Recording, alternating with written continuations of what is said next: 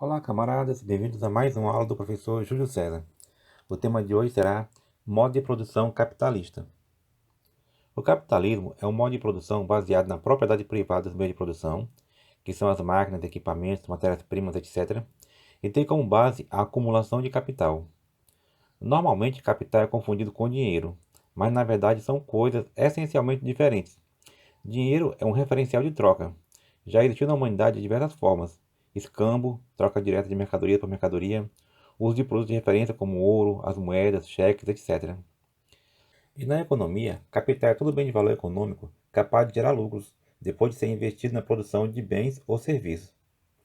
Por exemplo, se duas pessoas compram ingresso para assistir um espetáculo e o primeiro entra e assiste o espetáculo normalmente, mas o segundo preferiu vender o seu ingresso por um valor acima do que ele pagou, o dinheiro da primeira pessoa é apenas dinheiro, o do segundo se torna capital, porque ele gerou lucro. Capital é, portanto, qualquer bem de valor econômico capaz de gerar riqueza por meio do lucro. Mais valor ou mais-valia. A questão é que o lucro se origina da exploração da mão de obra através de um mecanismo chamado de mais-valor ou mais-valia.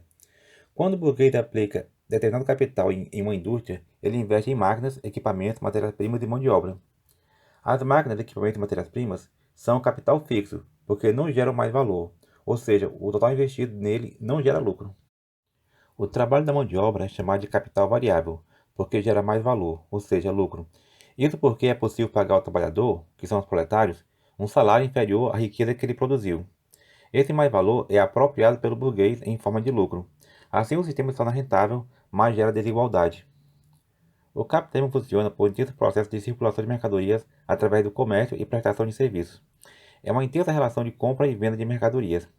Para o capitalismo, qualquer coisa pode ser transformada em mercadoria, inclusive a mão de obra humana e os serviços como lazer, educação e saúde. Ou seja, quando compramos alguma coisa ou pagamos por algum serviço, estamos reproduzindo o capitalismo. Nesse sistema, o acesso a bens e serviços ocorre pela compra. Por isso, as pessoas precisam vender sua força de trabalho por um salário para obter dinheiro para comprar outras mercadorias. Quem não puder vender sua força de trabalho fica excluído do sistema, ou seja, não terá acesso aos bens materiais produzidos pela sociedade.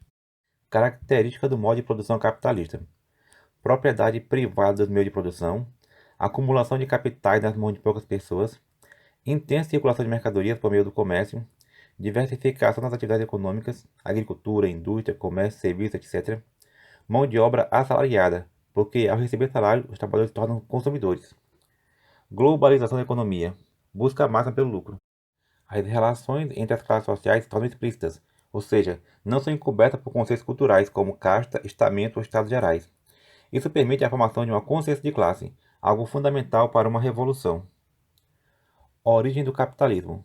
O capitalismo surgiu no final da Idade Média, com o renascimento das cidades do comércio, mas só se tornou hegemônico no século XIX, após as vitórias das revoluções burguesas. Durante a Idade Moderna, entre os séculos XV e XVIII, as classes que dominavam a política nos países de economia central no sistema eram a nobreza e o clero. Mas a burguesia ganhava poder econômico e desejava possuir poder político. A burguesia obtinha poder econômico através de um processo chamado de acumulação primitiva, ocorrido durante as grandes navegações e a exploração das colônias europeias na América, na África, na Ásia e na Oceania. Nessa fase, a burguesia acumulou capitais com a exploração de matérias-primas e de mão de obra escravizada nas populações colonizadas, especialmente de índios nativos e de africanos levados à força para as Américas. Essa acumulação ocorreu por cerca de 300 anos. Foi o período do capitalismo comercial ou mercantilismo, que possuía as seguintes características: forte intervenção do Estado na economia, através de leis de controle da produção, de tabelamento de preços, de imposição de tributos e de regulamentação das atividades econômicas. Acúmulo de metais preciosos, principalmente ouro e prata. Balança comercial favorável. As exportações, venda de mercadoria para outros países, devem ser superiores às exportações. Compra de mercadorias de outros países. Pacto colonial. As colônias só poderiam fazer comércio com a metrópole. Isso também é chamado de monopólio ou exclusivo colonial metropolitano. O mercantilismo ocorreu no momento de transição de economia feudal para a economia mercantil, capitalista, e não expressava completamente as bases do capitalismo. No século XVIII, os intelectuais burgueses começaram a estudar a economia como uma ciência. Surgiu assim o liberalismo econômico, ramo da economia que combate a intervenção do Estado na economia e defende o livre mercado. A única lei que deve definir os preços é a lei do mercado, ou lei da oferta e da procura. Se a demanda por uma mercadoria aumenta, os preços sobem. Se a demanda diminui, os preços baixam. Se a oferta de mercadoria aumenta, os preços diminuem. Se a oferta diminui, os preços aumentam. O principal intelectual do liberalismo econômico foi Adam Smith, que afirmava existir uma mão invisível que controlaria os preços. Portanto, os estados não devem intervir na economia, e cada país deve comercializar produtos especializados, de tal maneira que alguns países forneçam matérias-primas e outros forneçam produtos industrializados. Mas tudo sem intervenção do Estado, só pela lei do mercado e pela iniciativa individual dos empreendedores. Os defensores do capitalismo consideram que essa é a melhor expressão dos ideais do sistema. A burguesia necessitava vencer as antigas tradições feudais ainda presentes na Idade Moderna. Quando obteve força para impor sua visão de mundo, dirigiu grandes revoluções que derrubaram as monarquias absolutistas e impuseram governos constitucionais.